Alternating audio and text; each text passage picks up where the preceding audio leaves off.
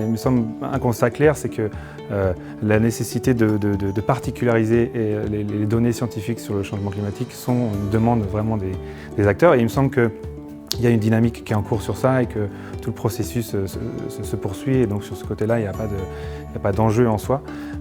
Pareil au niveau de la technologie, des techniques, c'est-à-dire quelle nouvelle technologie on peut apporter pour pouvoir faire cette adaptation au changement climatique et faire cette transition. Il me semble que là aussi, on a pu voir avec les différents intervenants, il y a plein de projets en cours et qui vont aussi, là aussi, se particulariser au territoire, se territorialiser.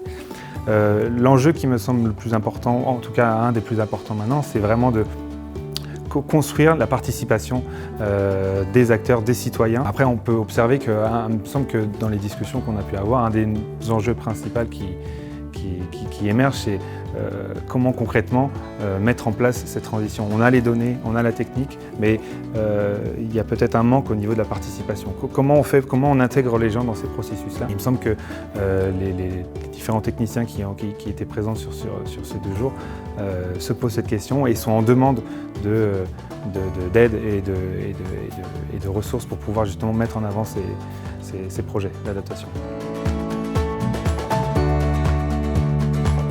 Globalement, c'est la très grande richesse des interventions qui ont eu lieu et la grande,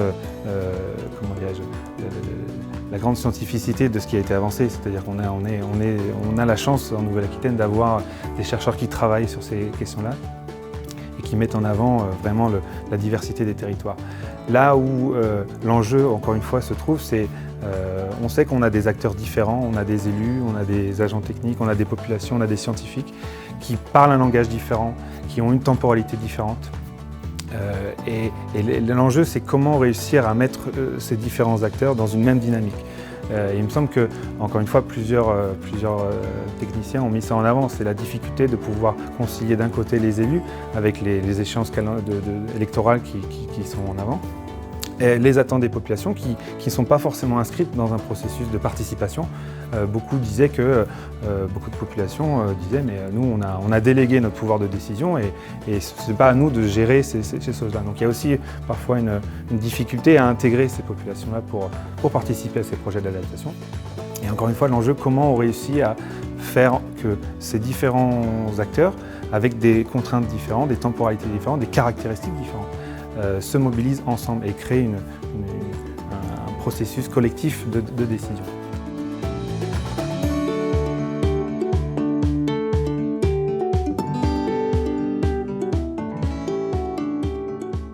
C'est à mon avis le principal enjeu de cette idée de participation, c'est-à-dire la participation, ça ne se décrète pas. Il ne suffit pas simplement de demander aux gens de venir participer. Il faut en quelque sorte, pour les acteurs déjà présents dans ces processus, donc les scientifiques, mais aussi les agents techniques, les experts, de finalement donner une place, redéfinir leur propre place au sein de ces collectifs. C'est-à-dire qu'on ne peut pas simplement demander aux gens de venir participer, il faut qu'ils soient actifs de ce processus-là. Il faut qu'il y ait vraiment l'idée que le processus se construit avec eux. Et pour ça, ça demande, à mon sens, une remise en cause du rôle, de la place que les gens les acteurs déjà présents dans ces processus ont.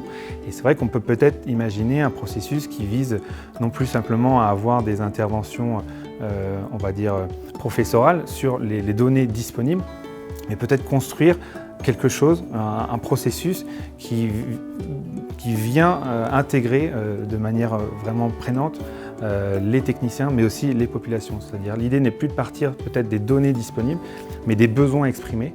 Et en partant de ces besoins exprimés, on n'a plus la dynamique du professeur et des apprenants, en quelque sorte, mais un processus collectif de fabrication des idées et des savoirs. Et donc peut-être que ça, voilà, la mise en participation des acteurs, l'intégration d'un nouveau public qui jusqu'à présent n'est pas présent, demande une réflexion sur la place que l'on occupe dans ces collectifs.